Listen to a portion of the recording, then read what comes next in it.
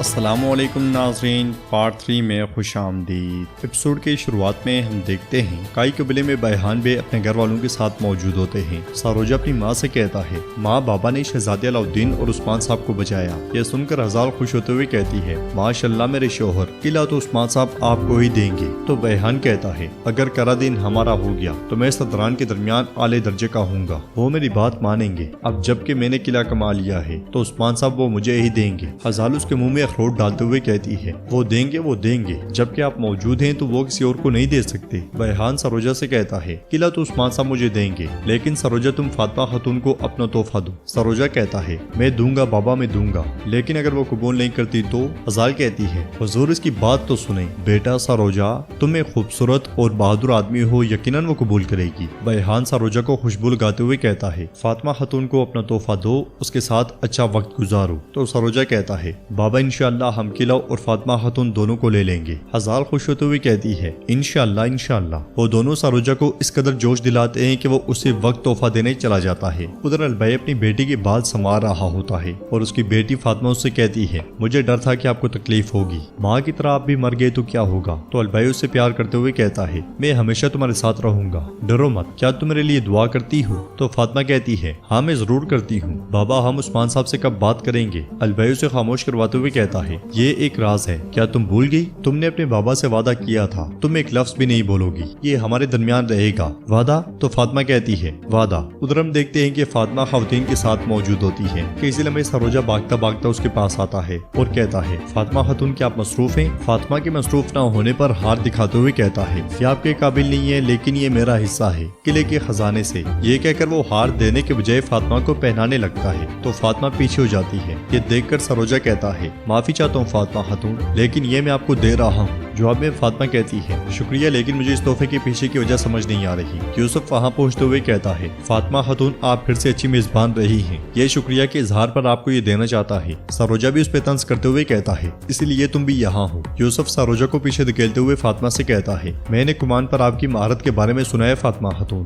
شاید یہ آپ کے قابل نہ ہو، لیکن جب میں نے اسے خزانے میں دیکھا تو میں نے سوچا اگر آپ کے علاوہ کسی اور کے پاس ہوگی تو ضائع ہو جائے گی، اگر آپ اسے قبول کرتی ہیں تو مجھے واقعی خوشی ہوگی۔ دونوں ایک دوسرے کو دھکیل کر پہلا تحفہ دینے کی کوشش کر رہے ہوتے ہیں۔ فاطمہ دونوں سے تحفہ لیتے ہوئے کہتی ہے، آپ نے کمان پر میری مہارت کے بارے میں سنا ہوگا، لیکن عثمان صاحب کی بیٹی ہر کسی سے تحائف نہیں لیتی، یہ کہتے ساتھ ہی وہ تحائف واپس دے دیتی ہے۔ وہ دونوں بہت پریشان ہو جاتے ہیں۔ پاس بیٹھی الجن بھی یہ سارا منظر دیکھ کر مسکرا دیتی ہے۔ بورسا میں لوکاس کمانڈر سے کہتا ہے، مسلمانوں کے مقدس امانتیں یہ ہمیں بے پناہ طاقت دیں گی، ہمیں اسے اچھے سے استعمال کرنا ہے۔ تو ایک کمانڈر کہتا ہے، طاقت ایک عظیم تحفہ ہے کماندار، آپ یہ کس کو دیں گے؟ جواباً لوکاس کہتا ہے، ایک بار جب عثمان اور کرا سے ایک دوسرے کے آمنے سامنے آ جائیں گے، وہ میرے راستے سے مٹا دیے جائیں گے۔ دوسرا کمانڈر کہتا ہے، چونکہ کراسے صاحب کا سمندروں پہ راج ہے، وہ زیادہ طاقتور ہے، دوسری طرف اس کی قوم روز بروز بڑھتی جا رہی ہے، ہر کوئی جانتا ہے کہ جنگ کے وقت عثمان کتنا باصلاحیت ہے۔ ہولوفیرا کے آنے پر لوکاس کمانڈر کو بھیج دیتا ہے اور ہولوفیرا سے کہتا ہے، پیاری ہولوفیرا، کیا تم دیکھ رہی ہو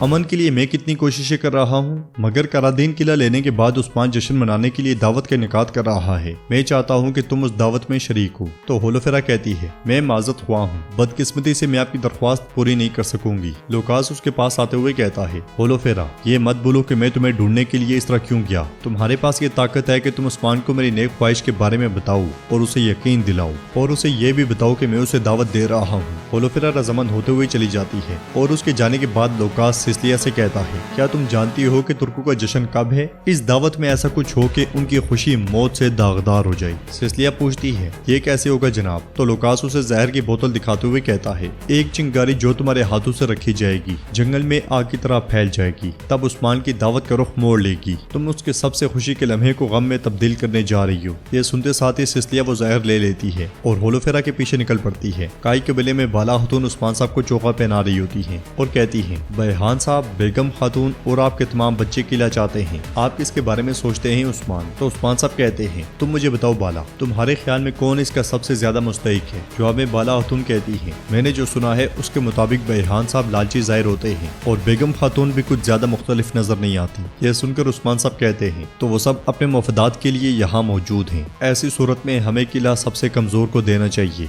बाला खातून पूछती हैं, बेगम खातून को? नहीं उस्मान, ऐसा नहीं होगा। उस्मान साहब पूछते हैं, और ऐसा क्यों है? तो बाला खातून कहती है, वो औरत मुझे कभी पसंद नहीं रही, किला उसको स्पुर्द नहीं किया जा सकता। मैं सिर्फ इतना कहूंगी कि मोहतात रहना, लेकिन अगर आप उसे देना चाहते हैं तो आपको मेरी तरफ से परेशानी होगी उस्मान। जवाब में उस्मान साहब कहते हैं, ठीक है, करने को कुछ नहीं है, और अगर ये बात है तो बाला मैं तुम्हारे लिए नुकसान उठाने को तैयार हूँ। ये कहते और सुनते साथ ही वो दोनों हंसने लग जाते हैं। बाहर जियरकुतई यूसुफ और सरोजा की जानिब देखते हुए कहता है, दो बहादुर सिपाही, दोनों मजबूत और बहादुर, वो यहाँ आपके सामने है, वो यहाँ आपके सामने है। अब ये तीर चलाएंगे और हम देखेंगे कि कौन सबसे ज्यादा माहिर तीरंदाज है। ये मुकाबला देखने के लिए फातिमा भी वही मौजूद होती है। यूसुफ पहला तीर चलाता है और सरोजा प्याला फेंकता है, मगर यूसुफ 3 तीरों में से एक भी तीर प्याले को नहीं मार पाता। यूसुफ की नाकामी पर सरोजा बहुत खुश होता है और हंसता है, मगर कुछ ही देर के बाद यही हजीमत उसे भी उठाना पड़ती है। मुकाबले में वो दोनों बुरी तरह नाकाम होते हैं और फातिमा की वजह से शर्मिंदगी महसूस करते हैं। आखिरी बार जियरकुतई प्याला फेंकता है तो फातिमा तीर मारती है। पहला तीर ही प्याले को लगने के बाद प्याला सुतून के साथ जा टकराता है।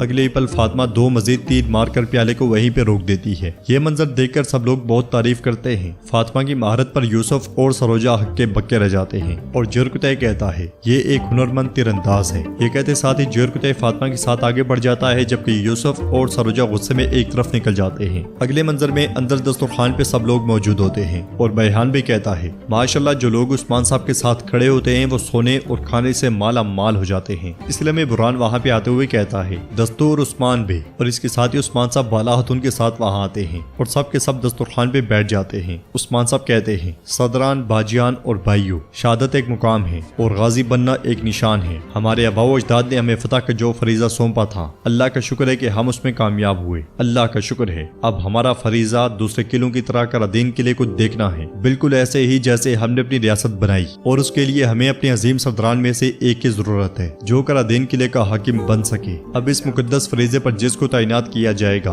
वो बेगम खातून है। यह सुनकर बेगम खातून बहुत खुश होती है। बेहान और हजार का चेहरा लटक जाता है और बेगम कहती है, अल्लाह पाक हमारी रियासत के सरदार को सलामत रखे। और उस्मान साहब कहते हैं, कल आप और आपके सिपाही करादीन किले जाएंगे, आप उसकी निगरान होंगी। अब बिस्मिल्लाह करके खाना खाएं। खाने के दौरान ही होलोफेरा खेमे में दाखिल होती है। होलोफेरा को देखकर ओरहान के मुंह से बेसाख्ता निकलता है, होलोफेरा। सब लोग चौंक जाते हैं और उस्मान साहब पूछते हैं, बेटा खैरियत है? तो होलोफेरा कहती है, मैं यहाँ कुमानदार लोकास के एलची के तौर पर आई हूँ उस्मान साहब। सिस्तिया भी होलोफेरा के साथ मौजूद होती है। होलोफेरा मजीद कहती है, कमांडर लोकास आपसे मिलना चाहते हैं, आपको मदऊ किया गया है। यह सुनकर उस्मान साहब कहते हैं, मैं समझ गया, अगर मुझे मुनासिब लगा तो मैं उसके पास जाऊंगा। उस्मान साहब के कहने पर वो दोनों भी उनके साथ खाने पर बैठ जाती है और ओरहान खुश होते हुए होलोफेरा को देखता रह जाता है। बाहिर बेहोश बैसुंगुर घोड़े पे पड़ा हुआ कबीले में दाखिल होता है। ये देखते साथ ही सिपाही भाग के घोड़ा पकड़ लेते हैं और खुद बैसुंगुर को उठाकर खेमे की जानिब चल पड़ता है। तो नाज़रीन, इसके साथ ये एपिसोड भी इख्तिताम पजीर होती है। अगर आपको वीडियो पसंद आए तो वीडियो को लाइक करें, चैनल को सब्सक्राइब करें और बेल आइकन पर लाजमी से